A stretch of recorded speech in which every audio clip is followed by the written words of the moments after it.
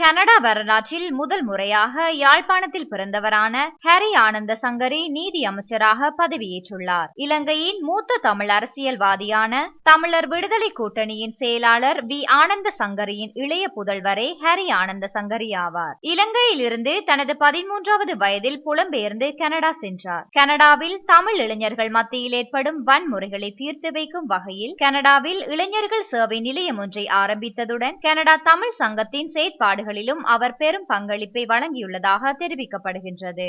அத்துடன் கனேடிய தமிழ் காங்கிரஸ் அமைப்பின் வளர்ச்சிக்காகவும் ஹரி ஆனந்த சங்கரி முன்னின்று செயற்பட்டுள்ளார். இந்நிலையில் கனடாவில் கடந்த 2019ஆம் ஆண்டு நாடாளுமன்ற தேர்தலில் ஒன்டாரியோ மாகாணத்தில் ஸ்காப்ரோ ரூஜ்பார்க் தொகுதியிலிருந்து பெரும்பான்மை வாக்கு வித்தியாசத்தில் 2வது முறையாக ஹரி ஆனந்த சங்கரி லிபரல் கட்சியின் நாடாளுமன்ற உறுப்பினராக இருந்தார். இந்நிலையில் கனடாவில் 24வது பிரதமராக மார்க் கார்னி நேற்றைய தினம் பதவியேற்றார். இந்நிலையில் புதிய அமைச்சரவை பதவியேற்ற பின் ஹரி ஆனந்த சங்கரி கனடாவின் நீதி அமைச்சராகவும் அட்டர்னி ஜெனரலாகவும் மற்றும் கிரவுன் இனிஜுரல்ஸ் ரிலேஷன்ஸ் மற்றும் வடக்கு விவகாரங்கள் அமைச்சராகவும் நியமிக்கப்பட்டுள்ளார்.